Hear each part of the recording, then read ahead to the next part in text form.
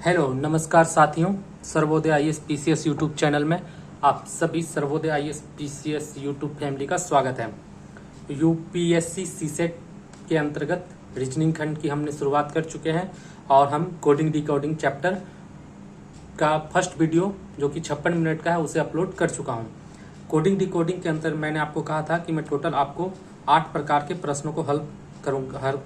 इसमें 8 प्रकार के प्रश्न आते हैं और 8 प्रकार के प्रश्नों को हल किया जाएगा। आप देख सकते हैं कि मैंने टाइप 1 अल्फ़ाबेट टू अल्फ़ाबेट, अक्षर से अक्षर, जो कि बहुत ज़्यादा इंपॉर्टेंट है यूपीएससी के एग्जाम के पॉइंट ऑफ व्यू से, तो ये टाइप 1 मैंने स्टार्ट किया था और इसके अंतर्गत मैंने कुछ सब टॉपिक पढ़ाने का प्रयास किया था। आप देख सकते हैं कि इसके अंतर्गत जब मैंने पूरा कंप्लीट वीडियो लेक्चर आपको डिस्क्रिप्शन बॉक्स के कमेंट सेक्शन में लिंक में मिल जाएगा। आप देख सकते हैं कि वर्ष 2023 तक आए हुए प्रश्नों को टाइप 1 के ए के अंतर्गत मैंने कंप्लीट करने का प्रयास किया। अब इस वीडियो में पिछले वीडियो को जहां मैंने समाप्त किया था वहां से कोडिंग डिकोडिंग का पार्ट 2 स्टार्ट हो रहा है। तो हम लोग अभी टाइप 1 ही चल रहा है। टाइप 1 आप फिर से एक बार देख सकते हैं कि टाइप 1 है अल्फ़ाबेट टू अल्फ़ाबेट, अक्षर से अक्षर। इसका हमने एक पार्ट पीडीएफ पिछले वीडियो में अपलोड कर दिया था। अब हम उसी क्रम को आगे बढ़ाते हुए टाइप 1B सम 27 रूल, जोड़ 27 नियम के अंतर्गत हम देखने का प्रयास करते हैं। जैसा कि आप सबको पिछले वीडियो में मैंने बताया था कि अंग्रेजी वर्णमाला में टोटल 26 अक्षर होते हैं। टोटल 26 अक्षर होते हैं जिनमें हर अक्षर का एक संख्यात्मक मान होता है। जैसे ए को हम 1 से डिनोट करते हैं, उसी प्रकार यहाँ सम 27 रूल क्या कहता है कि किसी भी अंग्रेजी वर्णमाला के किसी भी अक्षर को अगर उसके शुरुआत और अंत के स्थान से जोड़ने पर हमेशा 27 आएगा। जैसे आप इसे समझ लीजिए कि ए का स्टार्टिंग मान 1 है और अगर एंडिंग से हमें रिवर्स कैलकुलेटिंग करते हैं तो उसका मान 26 है। दोनों को ऐड करने पर 27 आता है। दूसरा, अंग्रेजी वर्णमाला में किसी भी दो अक्षर का इंक्रीजिंग वैल्यू लेने पर, जोड़ने पर अगर 27 आता है या डिक्रीजिंग वैल्यू लेने पर भी, जोड़ने पर अगर 27 आता है तो भी उसे सम 27 रूल में शामिल किया जाएगा। कहने का तात्पर्य यह है कि ए का स्टार्टिंग मान 26 है और जेड का अगर हम लोग संख्यात्मक मान देखें फॉरवर्ड या इंक्रीजिंग ऑर्डर में तो 26 है और दोनों का सम 27 होता है। मैंने यहाँ ब्रैकेट में लिख दिया है इंक्रीजिंग और फॉरवर्ड वैल्यू। उसी प्रकार बी का अगर मैं लास्ट रिवर्स ऑर्डर से लिखना स्टार्ट करता हूँ तो बी का मान 25 ले होगा और वाई का मान अगर रिवर्स ऑर्डर में लिख रहा हूँ तो 2 होगा और दोनों को ऐड करने पे 27 आएगा। Decreasing and backward value,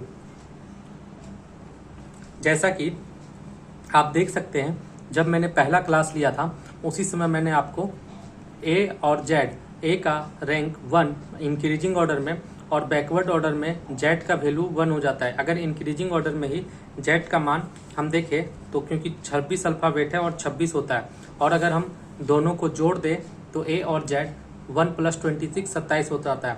B और वाई 2 और प्लस, अगर वाई को हम बैकवर्ड रैंक से अगर रिवर्स ऑर्डर करके लिखें तो वाई का रैंक 2 हो जाएगा।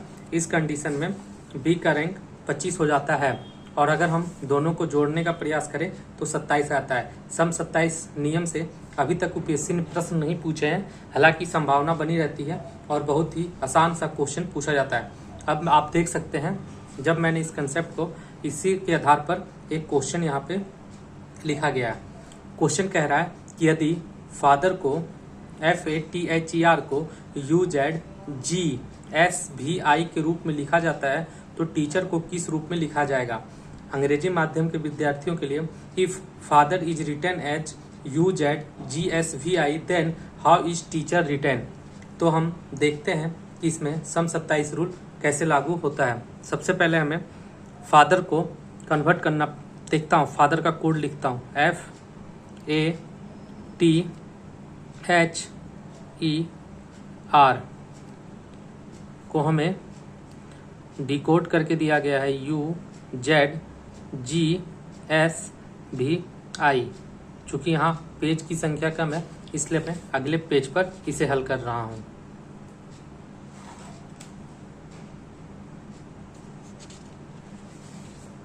FATHER आप देख सकते हैं कि मैंने FATHER फादर का जो कोड यहाँ पे दिया गया था उसे मैंने यहाँ पे लिख दिया है। मुझे टीचर का हल करना है।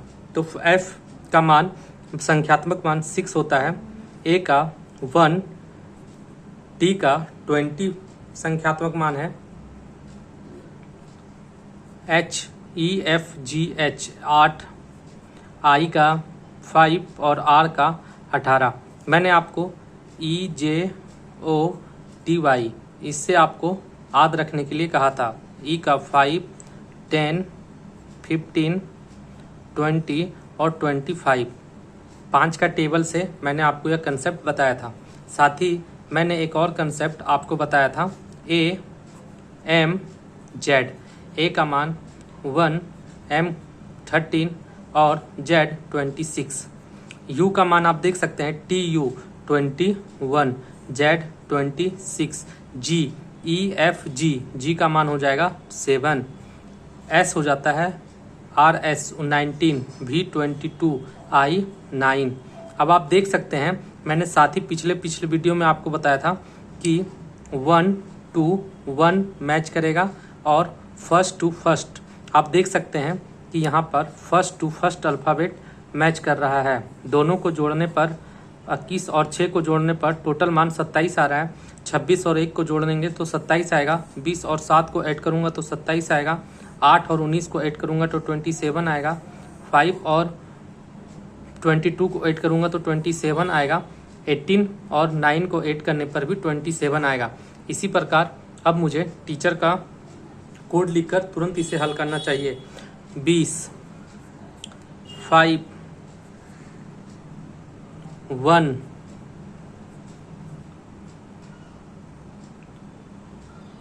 C का वैल्यू 3, H 8, E 5, R 18।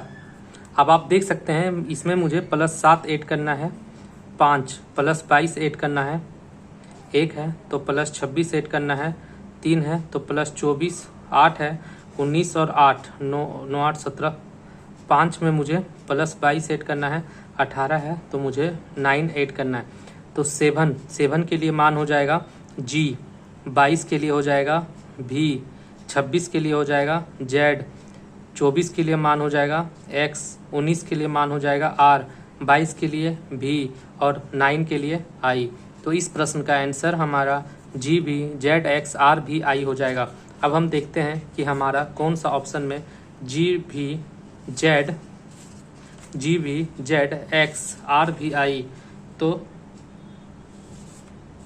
अच्छा सॉरी 19 के लिए S हो जाएगा, आप मुझे क्षमा कीजिएगा। तो G V Z X S V I, तो इस हिसाब से हमारा ऑप्शन A नंबर इसका करेक्ट आंसर हो जाएगा। इसी प्रकार आप दूसरे प्रश्न को देख सकते हैं कि यहाँ पे लिखा गया है, if a certain code word certain is coded as MRZGIVX, how will word children be coded. यदि सर्टेन को MRZGIVX के रूप में लिखा जाता है तो चिल्ड्रेन को किस रूप में लिखा जाएगा। हम इस प्रश्न को हल करते हैं। आप चारों ऑप्शन देख सकते हैं। आप वीडियो को पॉज कर रोक कर कमेंट बॉक्स में इसका आंसर दें। इस प्रश्न का हम हल करने के लिए जा रहे हैं। CERTAIN सर्टेन को कोड किया गया है MRZGIVX। C का संख्यात्मक मान 3, E का 5, R का 18, T का 21, I 9 और N 14, M 13, R 18, Z 26, GH 7, I 9, V 22 और X 24। आप देख सकते हैं कि मैंने आपको जब वर्किंग रूल पिछले लेक्चर में बताया था तो वर्किंग रूल में मैंने 2 कंसेप्ट आपको बताया था। फर्स्ट टू फर्स्ट अल्फ़ाबेट मिलेगा जो कि पिछले प्रश्न पर अप्लाई हुआ। सेकंड कंसेप्ट आपको मैंने बताया था फर्स्ट टू लास्ट, फर्स्ट का लास्ट अक्षर से कोड होगा। जैसे आप यहाँ क्लियर देख सकते हैं, 3 यहाँ पे 14 और 13 को अगर हम ऐड करते हैं तो 27 हो जाएगा। 9 को 18 से ऐड करते हैं तो 27 हो जाएगा। 1 को 26 से ऐड करते हैं तो 27 हो जाएगा। 20 और 7 27 हो जाता है। 18 और 9 इसको भी ऐड करने पर 27 हो जाता है। 5 और 22 को भी ऐड करेंगे तो 27 हो जाएगा। और 3 और 24 को भी ऐड करने पर 27 हो जाएगा। मैंने जब आपको पिछले लेक्चर में पहला वीडियो कोडेड डिकोडेड का आप जाकर देख सकते हैं, वहाँ पे वर्किंग रूल मैंने बताया था। वर्किंग रूल में मैंने फर्स्ट टू फर्स्ट और फर्स्ट टू लास्ट कंसेप्ट बताया था। अब मुझे क्वेश्चन पूछा जा रहा है चिल्ड्रेन का क्या होगा। CHILDREAN,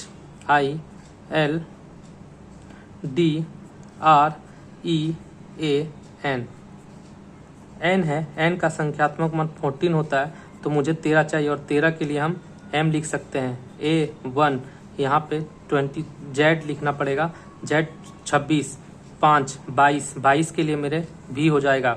आर का है 18 और 18 और 9 27 और 9 का संख्या अल्फ़ाबेट में आई होता है। D4 और D4 हो गया तो 23 और 23 के लिए W।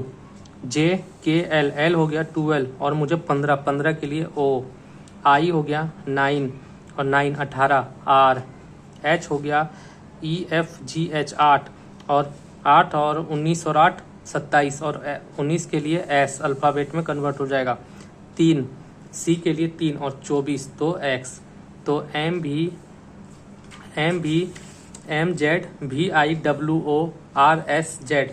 हम यहाँ पर देख सकते हैं ORSZ MVIWORSZ, और इस हिसाब से मेरा ऑप्शन 1 दूसरे प्रश्न का भी आंसर हो जाएगा। प्रश्न नंबर 3 आप देख सकते हैं, यह भी सम 27 रूल पर है। आप कमेंट बॉक्स में इस प्रश्न का आंसर देंगे। जिन भी विद्यार्थियों का यह क्वेश्चन सही होगा मैं उसे रिवार्ड दूंगा। अब मैं आपको टाइप 1 सी पढ़ाने जा रहा हूँ। अभी भी हम अल्फ़ाबेट टू अल्फ़ाबेट ही पढ़ रहे हैं और अब मैं आपको तीसरे प्रकार का कंसेप्ट बताने के लिए जा रहा हूँ। टाइप 1 में अल्फ़ाबेट टू अल्फ़ा में तिरछे डाइवर्जेंट प्रकार के प्रश्न। अब आप अभी तक देख रहे थे कि first to first, first to last, sum 27 rule. अभी तक आपने देखा है कि जो भी अल्फ़ाबेट था फर्स्ट से फर्स्ट मैच कर रहा था या तो फर्स्ट टू लास्ट। अब यहाँ पर तिरछे डाइवर्जेंट प्रकार के प्रश्न हैं। सबसे पहले हमें यहाँ देख सकते हैं इसका कोड यहाँ पे ही दिया गया है, मुझे इसका कोड निकाल कर फाइंड करना है। टी के लिए देख सकते हैं 20, ई हो जाएगा 5, एम हो जाएगा 13, एम फॉर मैंगो और मैंगो 13 रुपये kg है।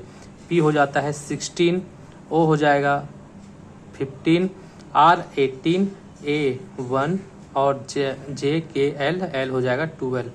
ओ का मान आप देख सकते हैं यहाँ पे 15, एल हो गया है 12, डी 4 और एस 19, एम हो गया है 13, बी हो गया है 2, एस हो गया है 19 और पी हो गया है 16। आप पहले 4 अल्फ़ाबेट पर ध्यान दें, TEMP। मैं क्यों कह रहा हूँ, क्योंकि यहाँ पर ऐसे रिवर्स ऑर्डर में आप देख सकते हैं कि हर अल्फ़ाबेट में -1 किया गया है। यहाँ पर 16 है, 15, 13, 12, 5, 4, 20 और 19।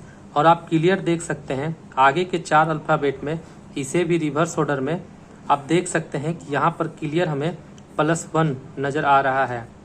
तब क्वेश्चन पूछ रहा है कि CONSIDER कंसीडर का हमें कूट निकालने के लिए कह रहा है। सी का संख्यात्मक मान हो जाता है 3, ओ हो गया 15, एन 14 और एस हो गया है 19। सबसे पहले हम इन 4 में -1 करके यहाँ से लिखने का प्रयास करते हैं।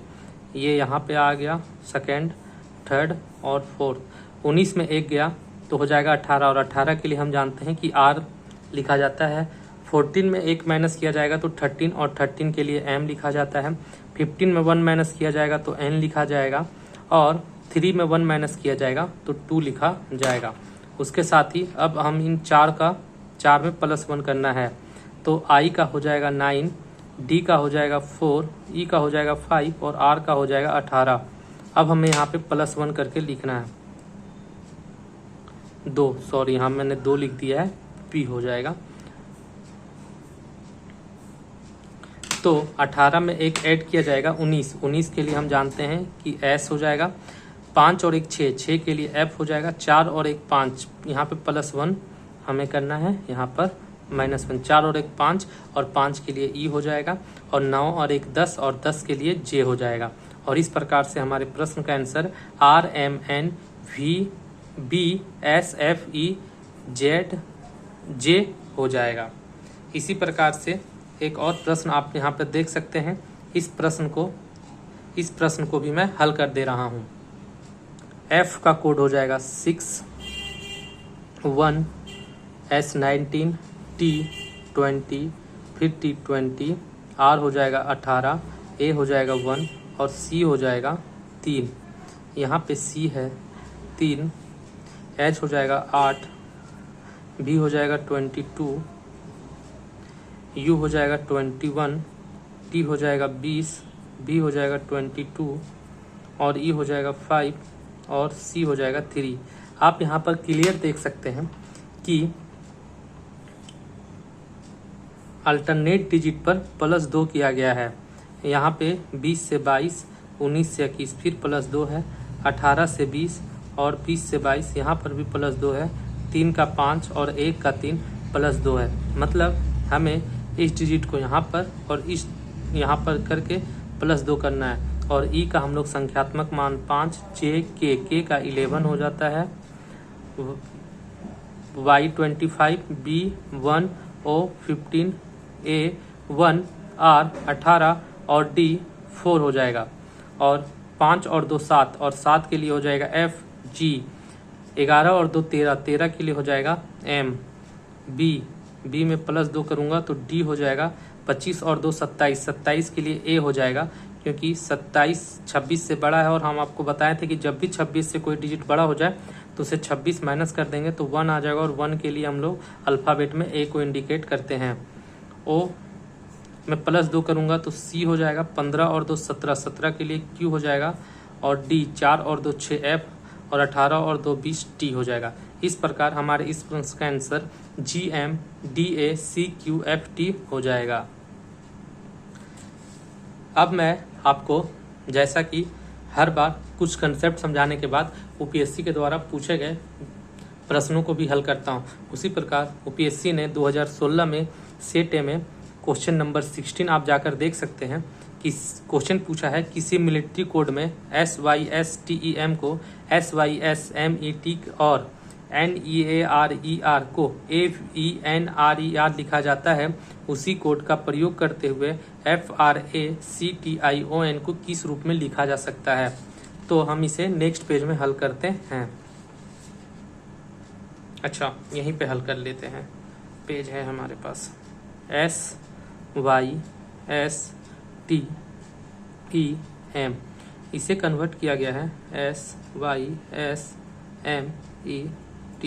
आप देख सकते हैं पहला 3 अल्फ़ाबेट, ये फर्स्ट 3 अल्फ़ाबेट को रिवर्स ऑर्डर में लिख दिया गया है। Y ये यहीं पे आ गया और ये यहाँ पे, फिर इस 3 को रिवर्स ऑर्डर में कोड किया गया। क्या ये जो हमारा अगला जो कंसेप्ट है क्या उस पर यह लागू हो रहा है? NEARER, इसे लिखा है AENRER। यहाँ पर भी हम देख सकते हैं स्पष्ट रूप से कि इसे भी उसे इस प्रकार से डिकोड किया जा सकता है RREE। अब हमसे जो प्रश्न पूछा गया है FRACTION, आप देख सकते हैं कि यहाँ पर 6 अल्फ़ाबेट था, 3-3 का क्रम था। यहाँ पर टोटल 1 2 3 4 5 6 7 8, तो हमें 4 लेना पड़ेगा और 4 को यहाँ पे रिवर्स करना है और इस 4 को, तो यहाँ पे आ जाएगा यहाँ आ जाएगा ए, यहाँ पे आ जाएगा आर, यहाँ पे आ जाएगा एफ, फिर इस 4 को रिवर्स लेंगे एन ओ आई टी, और आप क्लियर सी ए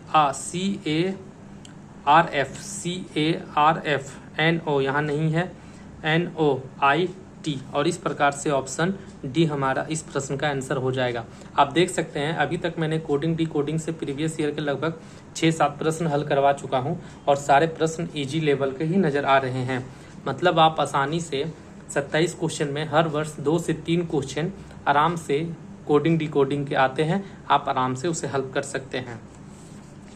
अब मैं एक अगला कंसेप्ट आपको बताने के लिए जा रहा हूं, जिसमें टाइप 1 डी इसे मैं कह रहा हूं। अभी भी अल्फ़ाबेट टू अल्फ़ाबेट टाइप 1 ही चल रहा है, उसका मैं सब टाइप के रूप में अब मैं क्वेश्चन बता रहा हूं। वोवेल, कुछ क्वेश्चन ऐसे होंगे जहां पे वोवेल समान रहेंगे और व्यंजन परिवर्तन होंगे।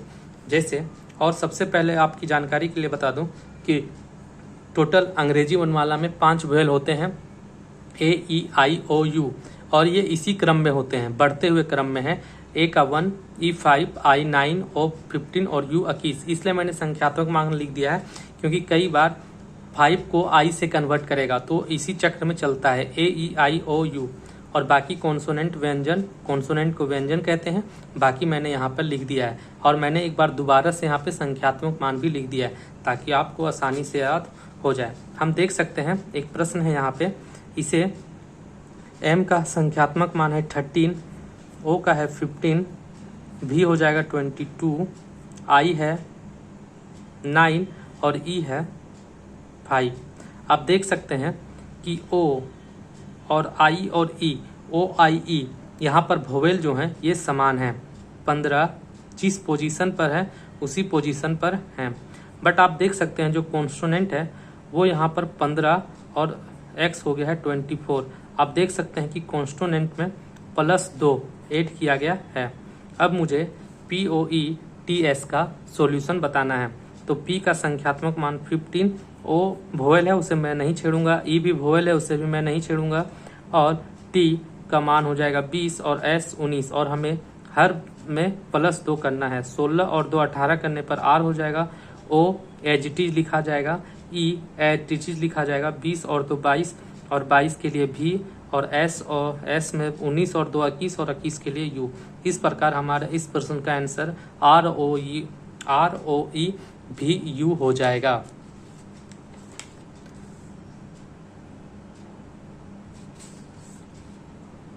आप देख सकते हैं मैंने एक लैंग्वेज में भी कन्वर्ट कर दिया है। कह रहा है in a certain code language builder is written as VZNFXJL, how will parking be written in the language.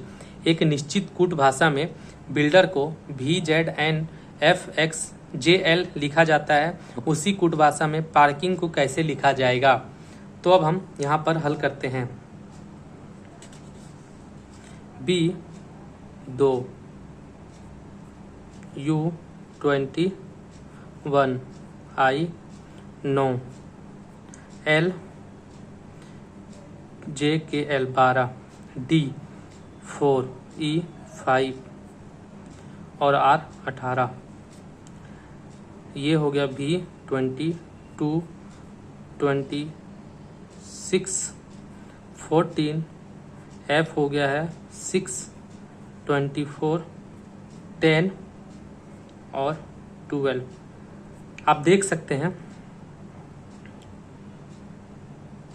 जो कॉन्स्टोनेंट अल्फ़ाबेट है U, U के बाद L, L के बाद D, D के बाद R, इसमें आप देख सकते हैं कि क्लियर -6 किया गया है।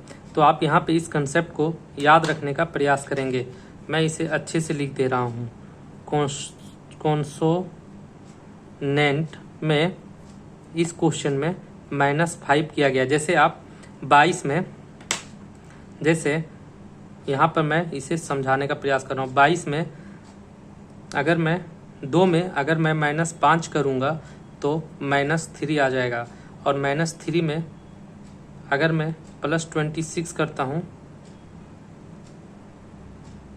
-5 -6, 21 और 5, हाँ कॉन्सोनेंट में -6 किया गया है, तो -6 मैं जैसे यहाँ पे करूँगा तो प्लस माइनस का 4 हो जाएगा। और जब भी मैंने आपको एक कंसेप्ट बताया था, माइनस जब कोई नेगेटिव वैल्यू आ जाए तो उसे पॉजिटिव बनाने के लिए +26 ऐड करेंगे और 22 आ जाएगा, और 22 का मान भी होता है। यहाँ पर आप क्लियर देख सकते हैं भी है, तो मैं यहाँ पे इसे इंडिकेट कर देता हूँ।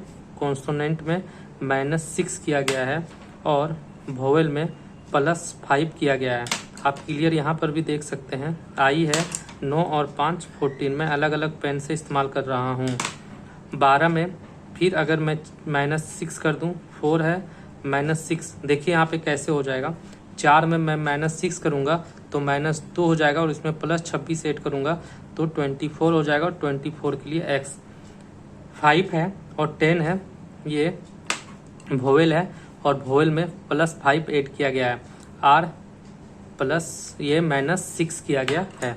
आप क्लियर देख सकते हैं इस प्रश्न में कॉन्सोनेंट में -6 किया गया है, जबकि वोवेल में आप यहाँ पर नोट कर लीजिए, वोवेल में +5 ऐड किया गया। मतलब वोवेल को अलग से और कॉन्सोनेंट को अलग से। इस प्रकार का प्रश्न अभी तक यूपीएससी नहीं पूछा गया है। हम जिस प्रकार का सीसेट पेपर का लेवल बढ़ रहा है, इस प्रकार के प्रश्न पूछे जाने की संभावनाएं बढ़ जाती है। और इस प्रकार के 2 प्रश्न हो चुके हैं और एक आगे और मैं जो कि 2024 के लिए गेस किया हूँ क्वेश्चन, मैं उसे भी अभी सॉल्व करूँगा।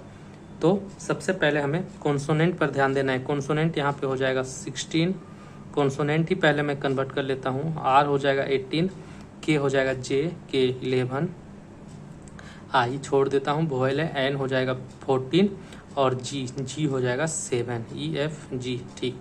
और मुझे कॉन्सोनेंट में -6 करना है, तो -6 मैं जैसे करूँगा, इस पे भी -6 करना है, इस पे भी -6 करना है, इस पर भी -6 और इस पर भी -6। और -6 मैं जैसे करूँगा तो यहाँ पे हो जाएगा 10 और 10 के लिए हो जाएगा जे। 18 में 6 गया 12 और 12 के लिए हो जाएगा जे के एल। और 11 में 6 गया 5 और 5 के लिए हो जाएगा ई। 14 में 6 गया तो 8 हो जाएगा और 8 के लिए एच। और 7 में 6 गया तो 1 और 1 के लिए हो जाएगा ए। अब मुझे ए का 1 होता है आई 9 और मुझे वोवेल में +5 ऐड करना है, यहाँ पे +5 ऐड करना है, तो +5 6 हो जाएगा एफ और 9 और 5 14 हो जाएगा एम एन। इस प्रकार मैं देख सकता हूँ J F L E N H A, ये मुझे ऑप्शन सी से क्लियर नज़र आ रहा है। इस प्रकार इस प्रश्न का आंसर ऑप्शन सी हो जाएगा। एक क्वेश्चन और इस वीडियो का आखिरी प्रश्न है।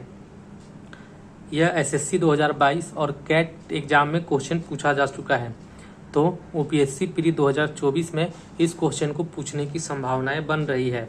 अब हम यहाँ पर मिलाने का प्रयास करते हैं और कोड को डिकोड करने का प्रयास करते हैं। एफ का मान है 6, पहले मुझे कॉन्सोनेंट में ही कन्वर्ट करना। आर है 18, ई रहने देता हूँ, एस है 19 और टी है 20। और यहाँ पर है जी ई एफ जी है 7, यू ओ एस का हो जाएगा 19, टी हो जाएगा 20 और यहाँ पे 21। मुझे स्पष्ट यहाँ पर नज़र आ रहा है कि +1 कॉन्सोनेंट में किया गया है। अभी तक तो एक कंसेप्ट मुझे यहाँ पर नज़र आ रहा है। क्या अगला कूट में भी उसने ऐसे किया है? 13, यहाँ पर है 14, जी यहाँ पर भी +1 का इस्तेमाल किया गया। ए अल्फ़ाबेट है, एन है 14 और यहाँ पर 15, जी +1, मतलब कॉन्सोनेंट में जी एच, ठीक है, आर एस, ठीक है, ओ छोड़ देते हैं, भी डब्ल्यू और ये छोड़ देना है। लेकिन वोवेल को मैंने आपको बताया था ए ई आई ओ यू, इसी क्रम में रहता है। ओ, तो ओ के बाद कौन सा क्रम आता है? यू, तो यहाँ पे ओ के लिए यू लिखा है। ई के बाद क्या आता है? आई, ई के लिए यहाँ पे आई, यहाँ पे ए के बाद ई आता है। क्या है? हाँ, ए के बाद ई है। आप देख सकते हैं कि इसे क्रम में लिखा गया है। ओ के बाद आता है यू, फिर उसे क्रम में लिखा गया है, और ई के बाद आता है आई।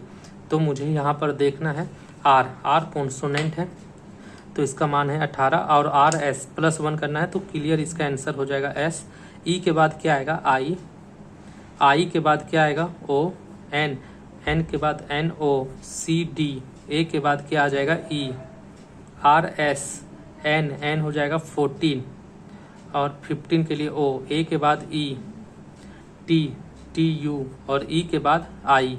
और इस प्रकार हमारे REINCARNATE का कोड SIOODESOUI हो जाएगा। इस प्रकार हमारे इस प्रश्न का आंसर यह हो जाएगा। यह 2024 के लिए प्रश्न गेस किया गया है। भगवान से उम्मीद करता हूं कि यह प्रश्न एग्जाम हॉल में अवश्य आ जाए। इसी के साथ इस वीडियो को मैं समाप्त करता हूं। आप सबों से एक गुजारिश करता हूं कि इस चैनल को ज़्यादा से ज़्यादा लोगों तक पहुंचाने का प्रयास करें।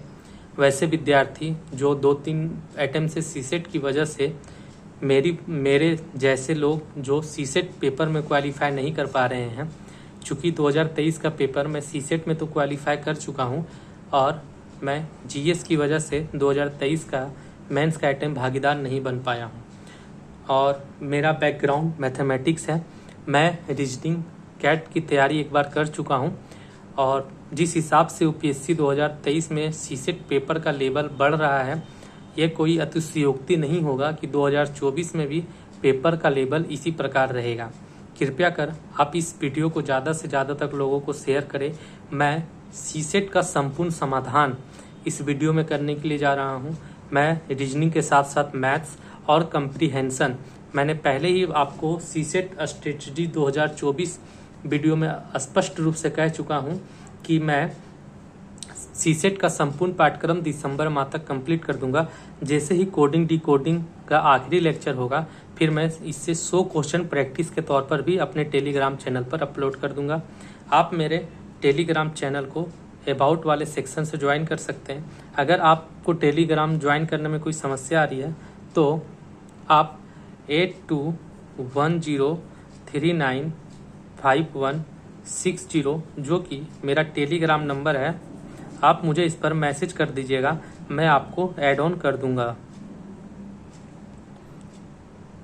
और देखिए, एक छोटा सा कहानी चलता है। चाणक्य को एक बार चंद्रगुप्त मौर्य चाणक्य से कहते हैं कि कभी कभी सोचता हूँ गुरुवर कि अगर मुझे सम्राट बनने के लिए इतनी तपस्या और मेहनत नहीं करना पड़ता तो मेरा जीवन काफ़ी अच्छा होता। तो चाणक्य उसे जवाब देते हैं कि अगर सम्राट बनने के लिए किसी भी व्यक्ति को इतना मेहनत और इतना तपस्या नहीं करना पड़ता तो हर घर से हर व्यक्ति सम्राट बन जाता, हर व्यक्ति मगध का राजा बन जाता। इसी प्रकार अगर आपका सपना यूपीएससी में आईएएस बनने का है तो आपको जो भी कठिनाई लेवल कितना भी क्यों ना हो, जब मैं आपको फ्री ऑफ कॉस्ट सारा चीज़ पढ़ा रहा हूँ, हर लेक्चर का PDF अपने टेलीग्राम चैनल पर अपलोड कर रहा हूँ, तो आपका एक छोटा सा कर्तव्य बनता है, एक दायित्व बनता है कि मेरे चैनल को लाइक करें, सब्सक्राइब करें और ज़्यादा से ज़्यादा लोगों तक शेयर करें, ताकि मुझे भी वीडियो अपलोड करने के लिए एक प्रोत्साहन मिल सके। इसी के साथ मैं अपनी बात को विराम करता हूँ। जय हिंद, जय भारत। आप सभी हमारे साथियों को नमस्कार।